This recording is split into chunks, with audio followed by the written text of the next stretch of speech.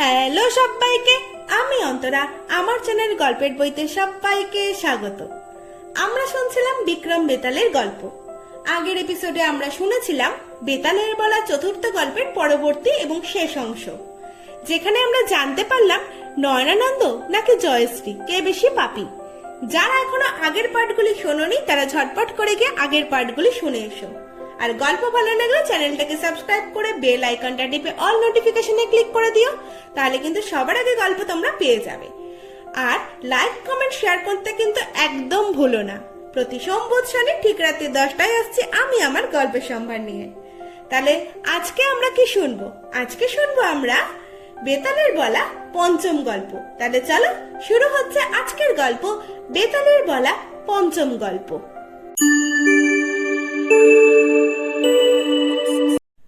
ধারানগরে মহাবল নামে এক পরাক্রান্ত রাজা বাস করতেন।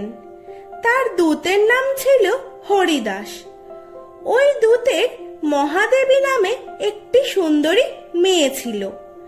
দিনে দিনে মেয়েটি যৌবনবতী হলে হরিদাস মনে মনে ঠিক করলো মেয়ের বিয়ের বয়স হয়েছে, উপযুক্ত পাত্র খুঁজে তার বিয়ে দিতে হবে। এ বিষয়ে বাড়িতে স্ত্রীর সঙ্গে আলোচনা করতে লাগলেন। মহাদেবী বুঝলো তার বিয়ের আর বেশি দেরি নেই, তাই সে একদিন তার বাবাকে গিয়ে বলল, বাবা, আমাকে এমন লোকের সঙ্গে বিয়ে দেবে যিনি হবেন সর্বগুণে ভূষিত। হরিদাস মেয়ের কথা শুনে খুব খুশি হলেন এবং সেই মতো পাত্রের খোঁজ করতে লাগলেন। একদিন রাজা মহাবল হরিদাসকে ডেকে বললেন, হরিদাস, দক্ষিণ দেশে হরিশ্চন্দ্র নামে আমার এক পরম বন্ধু আছেন। অনেক দিন হলো তার শারীরিক ও বৈষয়িক কোনো সংবাদ না পেয়ে আমি খুবই উদ্বিগ্ন হয়ে পড়েছি। তুমি সেখানে গিয়ে আমার সংবাদ তাকে জানাও আর তার শুভ সংবাদ আমাকে এনে দাও। রাজার আদেশ পেয়ে হরিদাস রওনা হলো এবং যথা সময়ে সেই রাজার সামনে উপস্থিত হয়ে রাজা মহাবলের সংবাদ দিল। রাজা হরিশ্চন্দ্র দূতের কাছে বন্ধুর শুভ সংবাদ পেয়ে খুবই সন্তুষ্ট হলেন এবং দূতকে যথোপযুক্ত উপহার দিয়ে তাকে কয়েকদিন রাজপ্রাসাদে থেকে যেতে বললেন। একদিন রাজা সভাসদদের নিয়ে সভায় বসে আছেন এবং হরিদাসও সেখানে উপস্থিত ছিল। রাজা হরিদাসকে জিজ্ঞাসা করলেন, আচ্ছা হরিদাস, তোমার কি মনে হয় কলিযুগ কি আরম্ভ হয়েছে?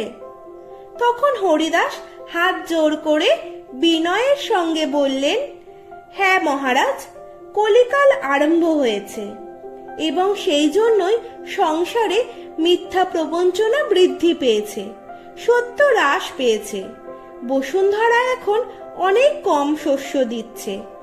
আজকাল লোকে মুখে মিষ্ট কথা বললেও অন্তরে কপটতায় ভরা। রাজারা প্রজাদের সুখ সমৃদ্ধির দিকে তাকায় না, কেবল ধনভাণ্ডার কিভাবে প্রজাদের শোষণ করে পূর্ণ করবে সেই চিন্তা করে।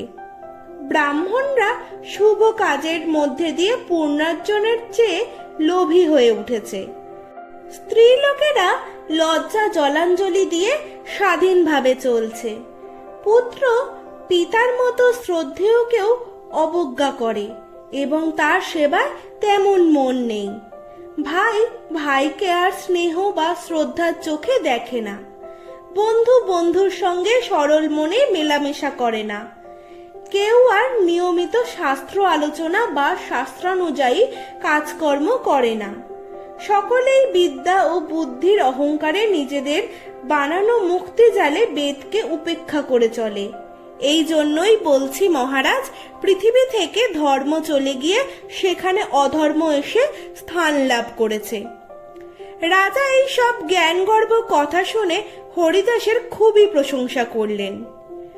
সভা শেষে রাজা অন্তঃপুরে চলে গেলে হরিদাস তার নির্দিষ্ট ঘরে প্রবেশ করে দেখে একজন অপরিচিত ব্রাহ্মণ পুত্র সেখানে বসে আছে।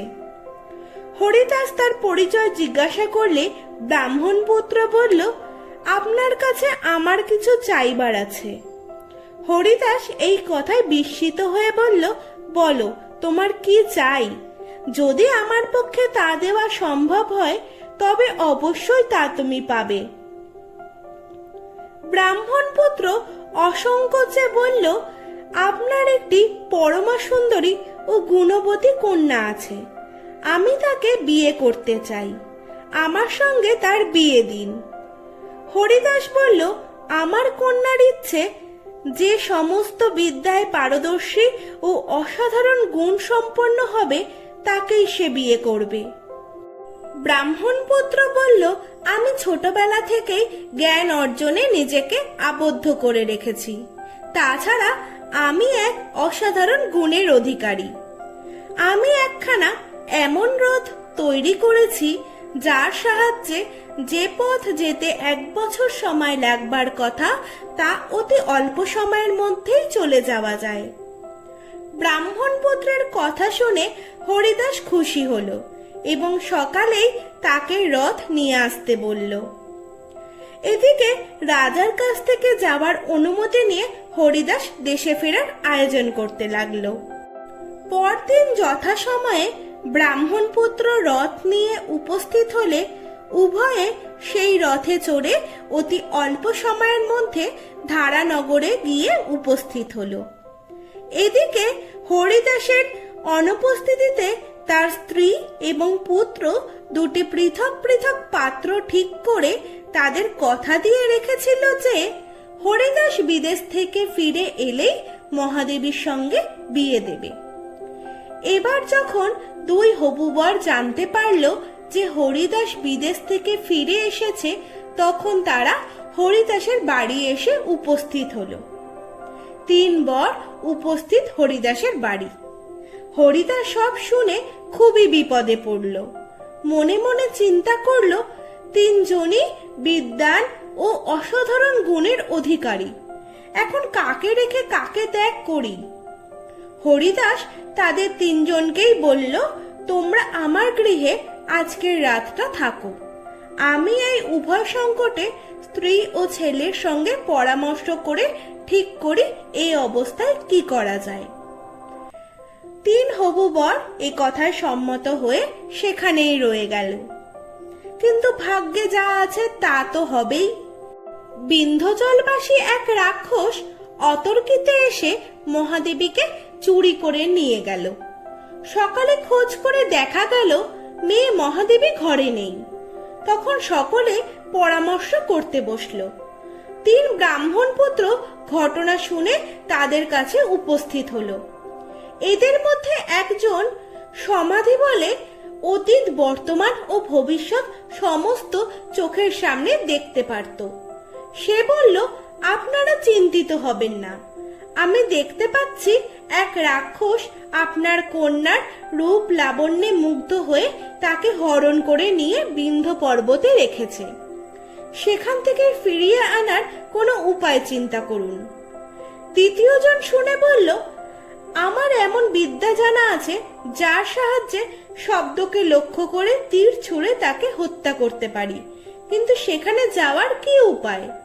তৃতীয় জন বলল, কোনো চিন্তা নেই, আমার রথ প্রস্তুত, এই রথে চড়ে অতি অল্প সময়ের মধ্যে সেখানে উপস্থিত হয়ে আমাদের পরম কাম্য কন্যাকে উদ্ধার করে নিয়ে এসে সকলের চিন্তা দূর করো। তখন সময় নষ্ট না করে সেই রথে চড়ে বিন্ধ্যজলে উপস্থিত হয়ে রাক্ষসকে বধ করে কন্যা মহাদেবীকে সকলের সামনে উপস্থিত করল। কিন্তু বিবাদ দেখা দিল 3 ব্রাহ্মণের মধ্যে। সকলেই দাবি করল মহাদেবীকে, কারণ 3 জনের বিদ্যার সাহায্যে মহাদেবীকে উদ্ধার করা সম্ভব হয়েছে। ব্রাহ্মণ পুত্রদের বাদানুবাদ শুনে কর্তব্য সম্বন্ধে চিন্তায় পড়ল হরিদাস। গল্প এখানেই শেষ করে বেতাল জিজ্ঞাসা করল, এবার বলো তো মহারাজ, এই 3 জনের মধ্যে কে মহাদেবীর পানি গ্রহণের যোগ্য? রাজা বিক্রমাদিত্য বললেন, যে ব্রাহ্মণ পুত্র রাক্ষসকে বধ করে মহাদেবীকে ফিরিয়ে এনেছে তারই মহাদেবীকে পাওয়া উচিত। বেতাল বলল, তিনজনই তো বিদ্যায় সমান, কেউ কারো থেকে কম নয়। এর যে কোনো একজনের সাহায্য না পেলে মহাদেবীকে উদ্ধার করা সম্ভব হতো না। তবে কেন দ্বিতীয়জনই মহাদেবীকে পাওয়ার যোগ্য হবে? রাজা বললেন, তিনজনই অশেষ গুণের অধিকারী সন্দেহ নেই, কিন্তু সূক্ষ্মভাবে চিন্তা করলে দেখা যাবে দ্বিতীয় জনের দ্বারাই অবশেষে মহাদেবীকে ফিরিয়ে আনা সম্ভব হয়েছে। তখন বেতাল বলল, সঠিক উত্তর দিয়েছ মহারাজ, তাহলে আমি চললাম।